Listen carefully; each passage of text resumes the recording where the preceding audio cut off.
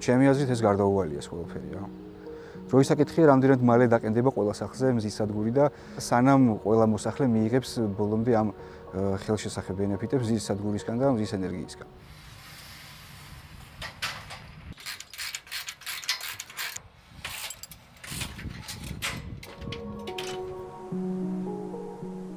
მზის ენერგიას საქართველოში მართლაც დიდი პოტენციალი აქვს. როგორც ექსპერტები ამბობენ, ქვეყანაში დაახლოებით 280 დღე მზიანია, რაც მზის ელექტროსადგურებისთვის გადამწყვეტი ფაქტორია. ეს სადგური, რომელიც გორის მუნიციპალიტეტში მდებარეობს, ახლა 2.5 მეგავატს გამოიმუშავებს, თუმცა სამუშაოების დასრულების შემდეგ მისი სიმძლავრე 5 მეგავატი იქნება. მზის სხივებისგან მიღებულ ენერგიას პანელები გარდამქმნელს გადასცემენ, ხოლო შემდგომ ეს ენერგია ცენტრალურ ქსელში მიედინება, საიდანაც სხვადასხვა საწარმოსა თუ ბიზნესზე ნაწილდება. აქედან კი სადგურის მფლობელები მატერიალურ სარგებელს იღებენ. განსაკუთრებით ბოლო პერიოდის ტრენდს თუ გადავხედავთ, როგორ ვითარდება მსოფლიოში და ასევე ჩვენ ქვეყანაში მზის ენერგეტიკა და განახლებადი ენერგეტიკა და კიდევ მზის ენერგეტიკა, მაშინ უკვე შეგვიძლია ვთქვათ, რომ უკვე საკმაოდ კომპანიებს შეუძლია ძალიან დიდი ბენეფიტების მიღება მზის სადგურისგან და იმიტომ რომ საგრძნობელ მზის ელექტროენერგიას გამოიმუშავებს ეს მზის სადგურები და უკვე ძალიან ხელსაყრელია უკუგებადობის მიხედვით თქვათ ჩადებული ინვესტიციის და მე უკვე საოპერიროთ, იმიტომ რომ საგრძნობელ ხელშესახებ ცვლილებებს და ბენეფიტებს აძლევს კომპანიებს. თქმა უნდა, ეს ყველაფერი კარგად და პოზიტიურად აისახება თვითონ კომპანიაზეც, ქვეყანაზეც და გარემოზე, სადაც ცხოვრობთ. მზის ან როგორც მას უწოდებენ, სუფთა ენერგია მართლაც გარემოზე ზრუნვის ერთ-ერთი ფაქტორია. თუმცა ექსპერტები თანხმდებიან, რომ ამ გზით მიღებული ელექტროენერგია ასევე მნიშვნელოვანია ქვეყნის ენერგო უსაფრთხოებისთვის. ცხადია, მცირე საწარმოებისა და რამდენიმე ბიზნესის არჩევანი, რომ განახლებადი ენერგია მოიხმარონ, ქვეყნის ენერგო დამოუკიდებლობას ვერ უზრუნველყოფს. იმისათვის, რომ ქვეყანაში მოხმარებული ენერგიის უდიდესი წილი სუფთა ენერგიაზე მოდიოდეს, საჭიროა, რომ რიგითმა მოქალაქეებმა არჩევანი სწორედ მსგავს ტექნოლოგიებზე შეაჩერონ. თუმცა, რამდენად ხელმისაწვდომია ეს საშუალო სტატისტიკური მოქალაქისთვის? სახლზე რო დაკენდეს მზის პანელი, უკვე საკმაოდ ხელმისაწვდომი არის ფართო მოსახლეობისთვის, რადგან ბოლო პერიოდში, ბოლო 2 წელია უკვე საკმაოდ გაიაფთა მზის პანელები მსოფლიოში და მასთან არსებული სხვა კომპონენტებიც რაც საჭიროა მზის სადგურისთვის და უკვე საკმაოდ ხელმისაწვდომი არის ყველასთვის. სწორედ ასეთი ამბიციური გეგმა აქვს ევროკავშირს, რომ განახლებად სუფთა ენერგიაზე წვდომა ყველა ევროპელს ჰქონდეს. მნიშვნელოვნად გაზარდოს განახლებადი ენერგიის წყაროების წილი ენერგომოხმარებაში და მაქსიმალურად შეამციროს გარემოზე მავნე ზემოქმედება. ამისათვის ევროპარლამენტმა 2019 წელს მეოთხე ენერგეტიკული პაკეტი დაამტკიცა, რომლის სახელწოდებაცაა სუფთა ენერგია ყველა ევროპელისთვის. ეს არის ევროკავშირის სტრატეგია და სამოქმედო გეგმა 2030 წლისთვის სათბური აირების გაფრქვევების შემცირების, ენერგოეფექტიანობის გაზრდის, განახლებადი ენერგიის გაზრდის და ამ ცვლილებისთვის ფაქტიურად უნდა მოხდეს ძირეული გაუმჯობესება და გარდაქმნა როგორც ენერგეტიკული სექტორის, ასევე ეკონომიკის. ენერგეტიკული სექტორის ძირეულად გარდაქმნას ეს პაკეტი ევროკავშირის წევრ და კანდიდატ ქვეყნებს, მათ შორის საქართველოსაც ავალდებულებს. დოკუმენტი თავისი სხვადასხვა შემადგენელი ნაწილებით პირდაპირ არის მიმართული ემისიების გაფრქვევის მნიშვნელოვნად შემცირებისკენ. გეგმის თანახმად ევროკავშირმა 2030 წლისთვის სათბური აირების ემისია 55%-ით უნდა შეამციროს 1990 წლის დონესთან შედარებით. ემისიების გაფრქვევის ყველაზე მაღალი მაჩვენებელი ევროპაში სწორედ მაშინ დაფიქსირდა. 2050 წლისთვის კი ევროკავშირი კლიმატურად ნეიტრალური უნდა გახდეს. ეს ნიშნავს, რომ ატმოსფეროში იმდენი სათბური აირი არ უნდა გამოიყოს, რამდენიც ბუნებრივად ან ხელოვნურად შეიძლება შთანთქოს.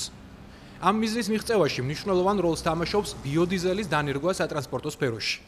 ბიოდიზელი მცენარეული ზეთებისგან და ცხოველური ცხიმებისგან მიღებული განახლებადი, ეკოლოგიურად სუფთა საწვავია.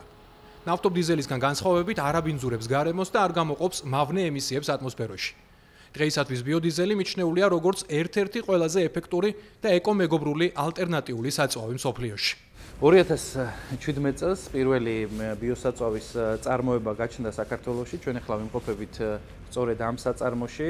ეს არის პირველი მანუალური საწარმო, სადაც ხდება პირველ რიგში მიღება ჰორეკა ბიზნესისაგან მოწოდებული მეორეული მცენარეული საკვების ზეთების, კულინარიული ცხიმების და შემდგომ მისი დამუშავება. ცხადია, საქართველოში 2017 წლამდე ამის ასე ვთქვათ გამოცდილება არ არსებობდა, თუმცა უკვე შეგვიძლია ვთქვათ, რომ დღეს უკვე 9 წლიანი გამოცდილება აქვს საქართველოს ბიოსაწვავის წარმოების კუთხით, განახლებადი ენერგიების განვითარების ამ მიმართულების კუთხით. საქართველოში წარმოებულ ბიოსაწვავს, რომელზეც მურმან პატარაია საუბრობს, ამ ეტაპზე ევროკავშირის ქვეყნებში ყიდიან. იმისათვის, რომ ამგვარი საწვავის გამოყენების პრაქტიკა საქართველოში დაინერგოს, შესაბამისი საკანონმდებლო პაკეტის შემუშავება და დამტკიცებაა საჭირო. ხას უსვამ, რომ ადგილობრივი ბაზარი სამომავლოდ ჩვენთვის ერთ-ერთი მნიშვნელოვანი ფაქტორი და პრიორიტეტია. გამომდინარე იქიდან, რომ ამ ქვეყანაში ვცხოვრობთ, იმისთვის, რომ გვაქვს სურვილი, რომ აქ წარმოებული პროდუქცია აქვე მოხმარდეს, მით უმეტეს, როცა საუბარია ეკომეგობრულ საწვავზე, განახლებად ენერგიაზე, როგორც მაგალითად ევროკავშირს აქვს დღეს დარეგულირებული საკანონმდებლო დონეზე, ისე რომ ჩვეულებრივ ნებისმიერ ავტოგასამართ სადგურზე რო გაჩერდით თქვენი მანქანა გამართო დიზელის ტიპის საწვავით, იქ უკვე 7% ბიოსაწვავი შერეულია.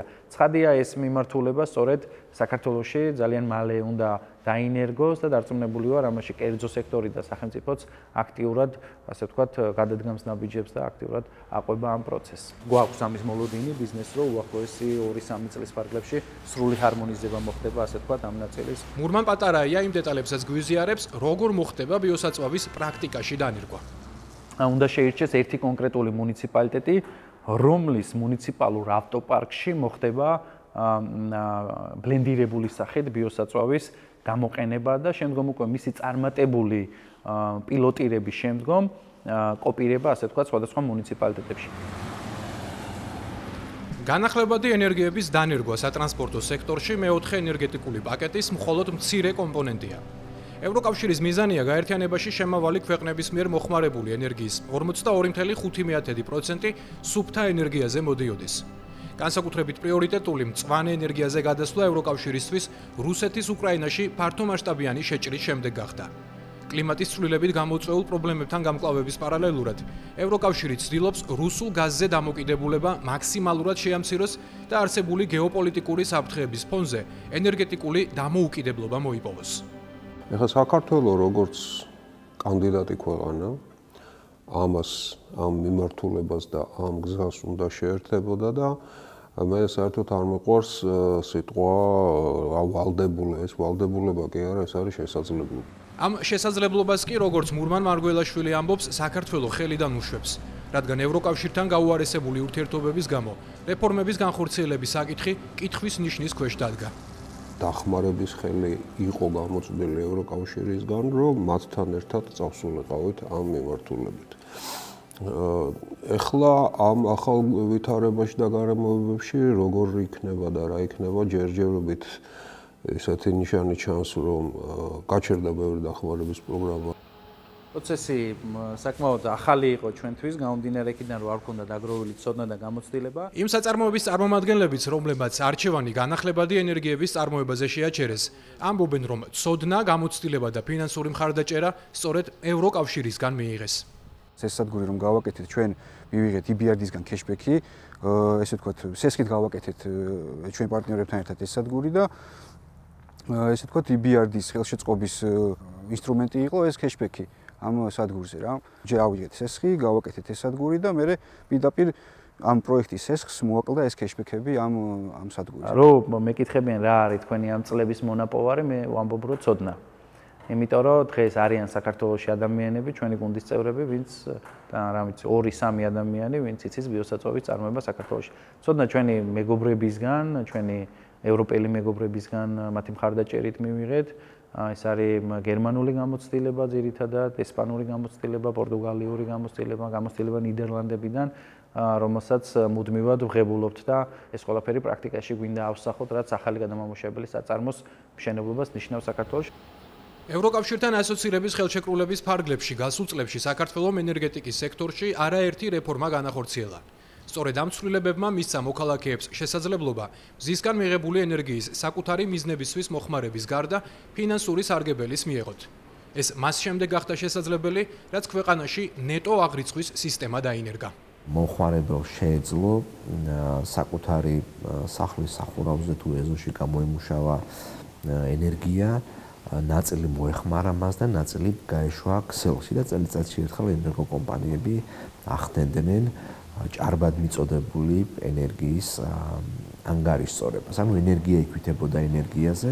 მეოთხე ენერგეტიკული პაკეტი კი, როგორც დავით ნარმანია განმარტავს, საქართველოს ავალდებულებს ნეტო აღრიცხვის სისტემიდან ნეტო დარიცხვის სისტემაზე გადავიდეს. ხო, რაც შეეხება ახალ მოთხოვნებს და მეოთხე ენერგეტიკული პაკეტის მიდგომებს, ამის შესაბამისად მოხდება არა ენერგიაზე გაკვითვა, არამედ თანხის თანხაზე გაკვითვა. მომხმარებელი, რომელიც მოიხმარს ქსელიდან ენერგიას, ამისთვის მას გამოეწერება ქვითარი, ხოლო თვითონ რასაც გამოიმუშავებს და ქსელში გაუშვებს, ესეც აღირიცხება, როგორც წარმოება და ამიტომ მოხდება თანხის თანხაზე გაკვითვა. ანუ ის გადაიხდის მომხმარებელი, რაც მოიხმარა იმ ენერგიისას ენერგოკომპანიაში და რაც ქსელს მიაწოდა, ამისთვის თვეში ერთხელ აუნაზღაურებს მას ენერგოკომპანია. გამომდინარე იქიდან, რომ ენერგოპროს ქსელში კოტა უკვე შევსებულია, ახალი განაცხადების მიღება ვერ ხერხდება, მაგრამ ეს სისტემა განახლდება მას შემდეგ, რაც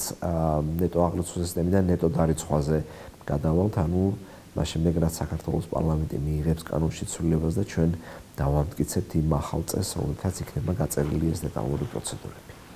დავით ნარმანი ეთქმით, ამ ცვლილებებს საქართველოს პარლამენტი მიმდინარე წლის ივნისში დაამტკიცებს.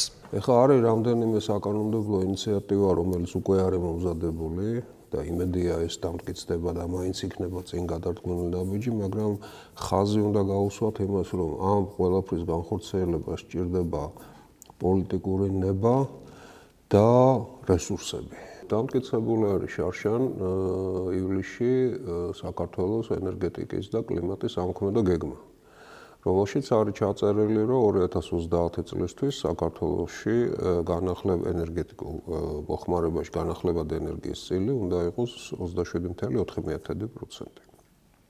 რაც საკმაოდ რთული მისაღწევი მაჩვენებელია. განახლებადი ენერგიის წყაროების მიერ წარმოებული ელექტროენერგიის წახალისება ეკონომიკის სამინისტროს ვალდებულებაა. ასევე სამინისტროს ენერგეტიკული პოლიტიკის მიმართულებებში წერია, რომ საქართველოში არსებული ჰიდრორესურსები, სხვა განახლებადი რესურსები და ხელსაყრელი საინვესტიციო გარემო საშუალებას იძლევა ქვეყანას სუფთა ენერგიის წარმოების და ამ ენერგიით ვაჭრობის რეგიონალურ ცენტრად იქცეს. რა პროექტები ხორციელდება ამ მიზნის მისაღწევად, ასევე როგორ წაახალისებს ხელისუფლება ბიზნესსა თუ მოქალაქეებს განახლებადი ენერგიების წყაროები დანერგონ, ან აქვს თუ არა საქართველოს იმის რესურსი, რომ ევროკავშირთან დაძაბული ურთიერთობების ფონზე შეასრულოს მეოთხე ენერგეტიკული პაკეტით გათვალისწინებული ვალდებულებები. ამ კითხვებზე პასუხების მიღებას ევრონიუს ჯორჯია ეკონომიკის სამინისტროსგან შეეცადა, თუმცა უწყება მკითხვები უპასუხოდ დატოვა. ჩვენი ძალებით, ჩვენი ცოდნით და ჩვენი რესურსებით სავარაუდოდ ვერ აუწყობთ ფეხს და ვერ განვახორციელებთ ისეთსავე რეფორმებს, რომელიც იყო დაგეგმილი და რაც მიმდინარეობდა. თუ ჩვენი ქვეყანა ამის მობილიზებას მოახერხებს, ეს იქნება, რა ვიცი, წინ გადადგმული ნაბიჯი ქვეყნის მოდერნიზაციისკენ. თუ არა და ვიქნებით როგორც